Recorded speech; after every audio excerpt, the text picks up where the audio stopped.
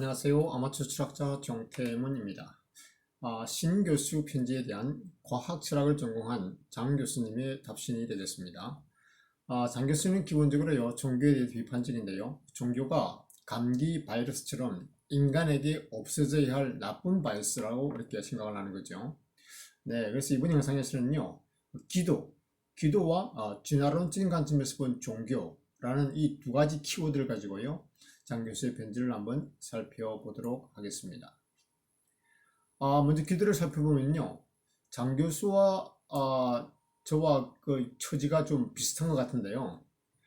저도 어제 어머니와 통화를 했는데 어머니께서 말씀하시기를 너를 위해서 아침마다 기도한다고 하시더라고요. 제가 뭐라고 그러겠습니까? 늙은 부모님을 붙잡고 그저 의미 없는 것이니 하지 말라고 하겠어요? 아니죠. 그저 부모가 자식이 잘 되라고 내는 그런 마음으로 이해를 하는 게 좋겠죠. 그래서 그냥 감사합니다 라고 말씀을 드렸습니다. 장 교수는 아주 상식적인 질문을 던집니다. 기도가 과연 효능이 있는가? 네, 재밌는 것은요, 서구권에서는 기도의 효능을 과학적으로 검증하는 노력이 있어 왔다는 것인데요. 예를 들어서요, 이런 거죠. 심장질환 수술을 받은 환자들을요, 몇 그룹으로 나누어서 한쪽에는 중보기도라고 그러죠. 다른 사람을 이렇게 잘 되게, 아니면 다른 사람을 돕기 위해서 하는 기도죠. 중보기도를 하게 했고요. 했는데, 결과를 갖다가 조사해 보니까 별반 차이가 없었다는 것입니다. 예, 근데 제가 보기에는 큰 의미가 없다고 봅니다. 왜냐면요, 동일한 촉구일 때 이 실험의 의미가 있잖아요. 그런데 피실험자의 건강 상태가 다를 수 있잖아요. 그러니까 별로 의미가 없는 것 같습니다. 크게는요.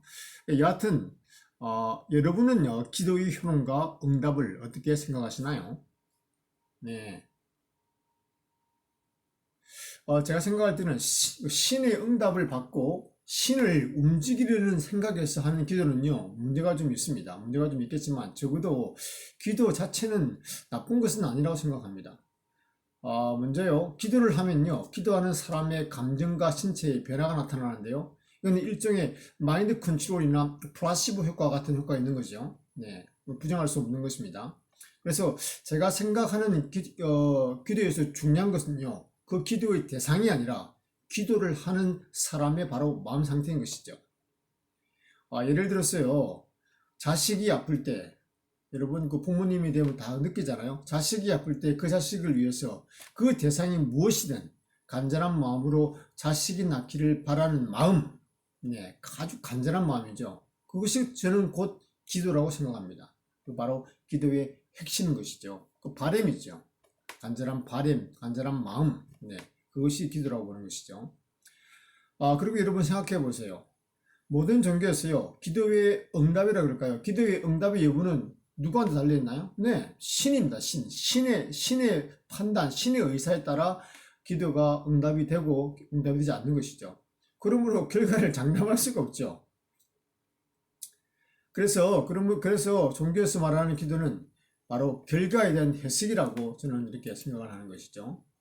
다시 말해서 기도의 결과는 한마디로 엿장수, 신 마음대로죠. 엿장수 마음대로입니다. 그래서 어쩌면 기도는 또한 자기만족인 동시에 책임 회피용으로 사용될 수 있다고 저는 생각을 합니다.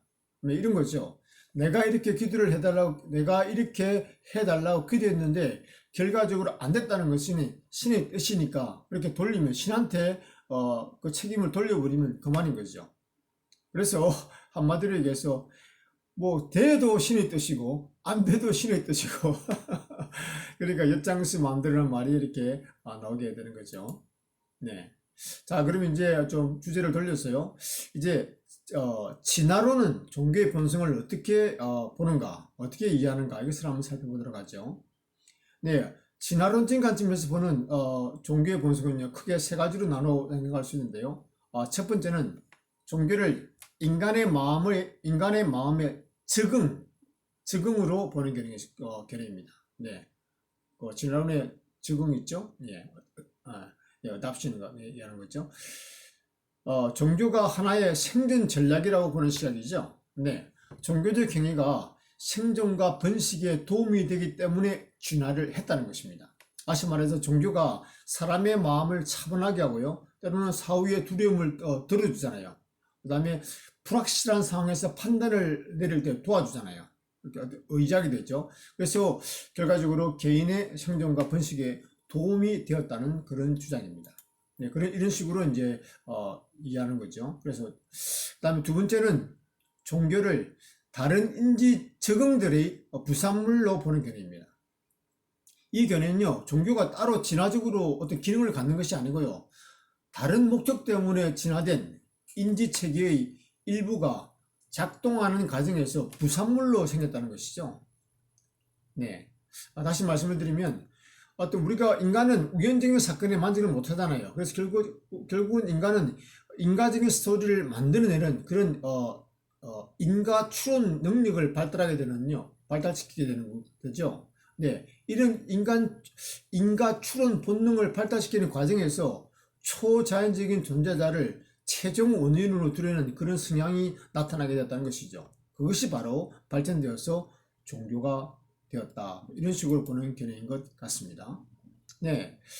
세 번째는 종교를 밈으로 이해하는 것인데요. 우선 밈이라는 것은 기억이나 메모리나 모방, 이미테이션의 M자 있죠. 여기다가 그 다음에 gene에서 따온 N이라는 합성이 있죠. 예, 요걸 두 개를 합쳐서 MEME, 예, 이렇게가 된 것인데요. 그럼 다킨스가 인간의 문화 현상을 설명하기 위해서 만든 그 조어가 되겠습니다. 다킨스는 기본적으로 종교를 바이러스 오브 더 마인드, 정신 바이러스로 봅니다. 그래서 생물계에 여러분 바이러스를 아시죠? 이 바이러스는요, 생물계의 바이러스는요, 살아있는 생물의 기생을 하면서 스스로 이렇게 복제하고 살아갈 능력이 없죠.